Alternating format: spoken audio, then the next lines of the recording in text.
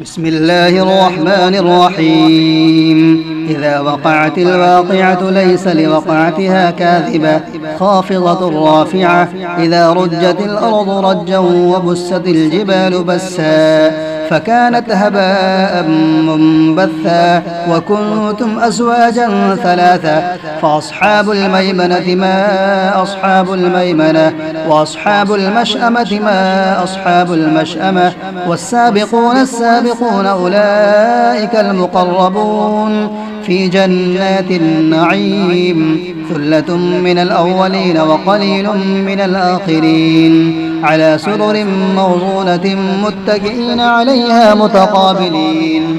يطوف عليهم ولدان مخلدون بأكواب وأباريق وكأس من معين لا يصدعون عنها ولا ينصفون وفاكهة مما يتخيرون ولحم طير مما يشتهون وحور عين كأمثال اللؤلؤ المكنون جزاء بما كانوا يعملون. لا يسمعون فيها لغوا ولا تأثيما إلا قيلا سلاما سلاما. وأصحاب اليمين ما أصحاب اليمين في سدر مخضود وطلح منضود وظل ممدود وماء مسكوب وفاكهة كثيرة لا مقطوعة ولا ممنوعة وفرش مرفوعة. إنا أنشأناهن إنشاء فجعلناهن بكارا عربا أترابا لأصحاب اليمين. ثلة من الأولين وثلة من الآخرين. وأصحاب الشمال ما أصحاب الشمال في سموم وحميم وظل من يحموم لا بارد ولا كريم.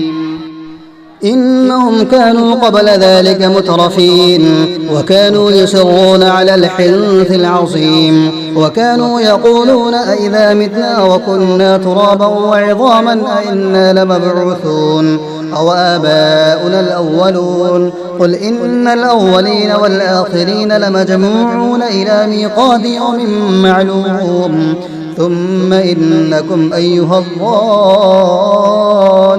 المكذبون لآكلون من شجر من زقوم فمالئون منها البطون فشاربون عليه من الحميم فشاربون شرب الهيم هذا نزلهم يوم الدين. نحن خلقناكم فلولا تصدقون. أفرأيتم ما تمنون أأنتم تخلقونه أم نحن الخالقون. نحن قدرنا بينكم الموت وما نحن بمسبوقين على أن نبدل أمثالكم وننشئكم فيما لا تعلمون. ولقد علمتم النشأة الأولى فلولا تذكرون. أفرأيتم ما تحرثون أأنتم تزرعونه أم نحن الزارعون. لو نشاء لجعلناه حطاما فظلتم تفكرون.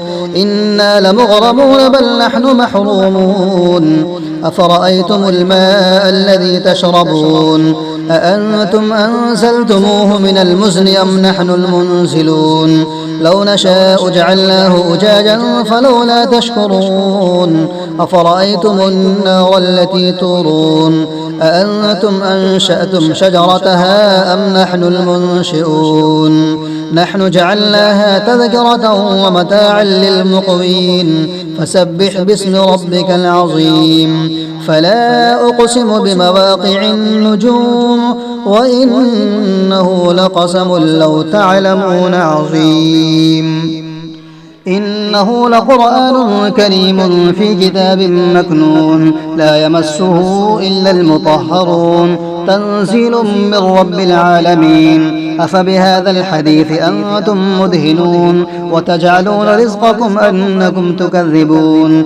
فلولا إذا بلغت الحلقوم وأنتم حينئذ تنظرون ونحن أقرب إليه منكم ولكن لا تبصرون.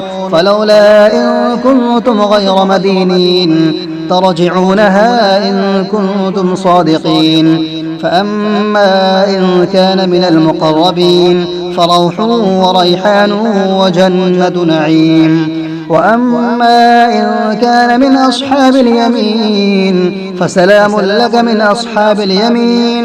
وأما إن كان من المكذبين الضالين فنزل من حميم وتصلية جحيم. إن هذا لهو حق اليقين. فسبح باسم ربك العظيم.